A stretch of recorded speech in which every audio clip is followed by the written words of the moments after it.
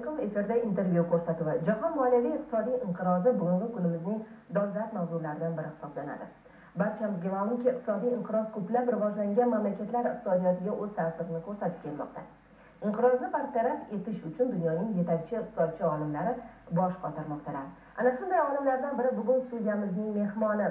Malayziyaning xalqaro moliya munosabatlari sohasidagi yetakchi olimlardan biri Dr. Zaynul Azizam bugun studiyamiz mehmoni. Xush kelibsiz. Welcome, Dr. Azizam. Thank you. I'm very happy to be here. We know that ma'lumotlarga qaraganda butunjahon iqtisodiy inqirozi Malayziya banklariga aytarli o'z ta'sirini o'tkazmagan. Chindan ham shundaymi? Buning sababi nimada? In fact, it did affect all banks. To'g'ri, qattiq ta'sir qilmadi. Sababi avvalgi inqirozlardan olingan tajriba desam mubolag'a bo'lmaydi. Chunki Malayziya bunga qadar 3 ta katta iqtisodiy inqirozlarni boshdan kechirgan. Malayziya banklarida butunjahon moliyaviy inqiroziga qadar antikrizis dasturlar ishlab chiqilgan edi. Bundan tashqari 1997-yilda bo'lib o'tgan Osiyo iqtisodiy inqirozidan keyin moliyaviy institutlar tomonidan qarzdorlikni oldini olish, milliy valyutani mustahkamlashga doir dasturlarni ishlab chiqqan edi. Qisqa muddatli kreditlarni cheklash hamda kreditlashtirish qattiq nazorat ostiga olingan edi.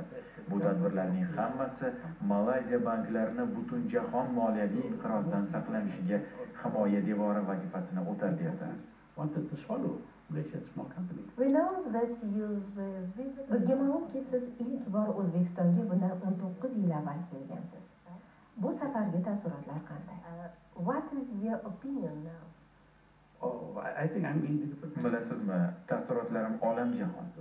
Ular samolyotda Toshkentga qo'nayotganimdayoq boshlangan. O'zgarishlar katta. Ilk bora bundan 19 yil avval O'zbekiston endigina mustaqillikka erishgan davrda hukumat delegatsiyasi bilan kelgan edik. Tan olishim kerak, o'sha davrda qisqa yillar ichida yurtingiz taraqqiyot bosqichida bunday ijobiy o'zgarishlarga tez erishadi deb tasavvur ham qila olmagan edim. Chunki mustaqillikka erishishdan tortib to taraqqiyot bosqichigacha o'tishda Malayziya uchun 30 hattoki 40 yillik davr kerak bo'lgan.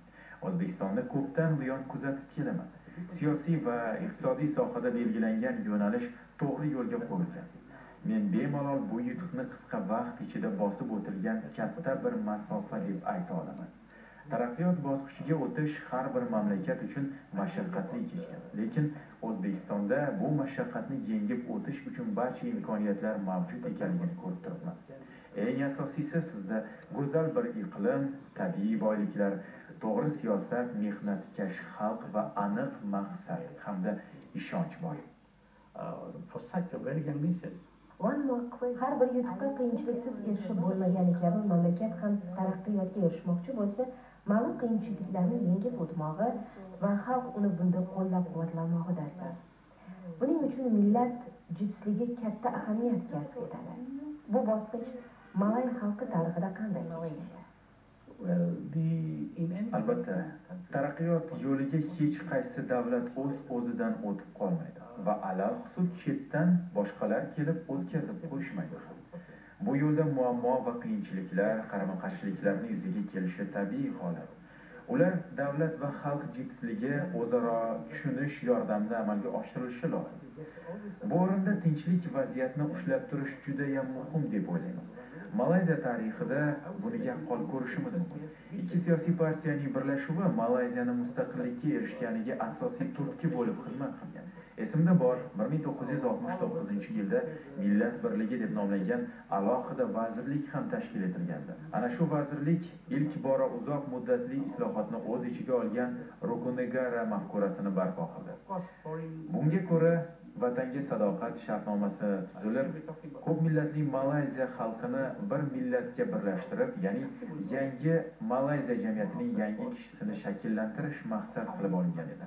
Bu maqsadni amalga oshirish uchun esa barcha kam ta'minlangan fuqarolarni qo'llab-quvvatlash kuchiga ega yangi iqtisodiy siyosat tuzildi. Dastavval bu siyosat rejasi 1990-yilgacha bo'lgan islohotlarni, keyinchalik 2020-yilgacha bo'lgan islohotlarni o'z ichiga qamrab oldi. Malayziya millat va hukumatning o'zaro hurmati hamda olib borilgan to'g'ri siyosat va xalqning oliy maqsadi totuvligi va tinchligi natijasida rivojlanayotgan mamlakatlar qatoridan joy oldi. Biz Bu bilan faxrlanamiz. whether we want to do or not. Bu gal O'zbekistonga qilgan safaringizni asosiy maqsadi nimada? Well, after coming, Bilasizmi, O'zbekiston potensiali katta mamlakat. Go'zal iqlim, tabiiy boyliklar, to'g'ri siyosat, sarmoyadorlar uchun imkoniyatlar, mehnatkash xalq va asosiysi ishonch va bozor talabi mavjud.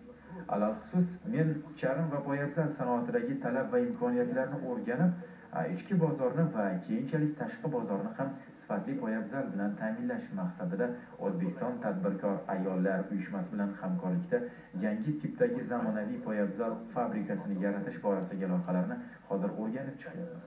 O'ylaymanki, bu loyiha yaqin kunlarda muvaffaqiyatli amalga oshadi. we do not know the future. Doktor Zaynul, aytingchi, biznesda eng muhim narsa nima? Number one, I would say is Ishonch, halollik va tartib. Biznes bu muloqotning bir ko'rinishi. Bu muloqotning uchinchi tomoni ham mavjud. Albatta, bu pul harakatda bo'lgan joyda esa ishonch, halollik va tartib bo'lishi juda muhim. Bu uchlik orasidagi mutanosiblik buzilsa, ko'zlangan maqsadga erishish juda qiyin bo'ladi. Pul, obro', mansab, qo'yingki, qulagan biznes ham qayta tiklanadi. Ammo ishonch yo'qolsa, uni qayta tiklab bo'lmaydi. Sizni bir marotaba aldagan kishi bilan yoki o'z tartibsizligi bilan noqulay ahvolga solgan inson bilan, halollikni ustuvor deb bilmagan kishi bilan yana qayta biron bir ish qilgingiz keladimi? Siz unga ishona olasizmi? Yo'q, albatta. Va bu tabiiy holat deb o'ylayman. Men o'zbek tadbirkorlari bilan ana shunday ishonchli biznes tashkil etib, o'zaro manfaatli loyihalarni muvaffaqiyatli amalga oshirishimizga ishonaman. And it happened in Malaysia too. Thank you. Tashrifingiz uchun tashakkur.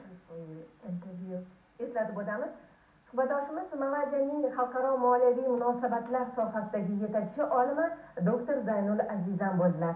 Men esa sizlar bilan keyingi ko'rsatuvga qadar xayrlashaman. Omon bo'ling.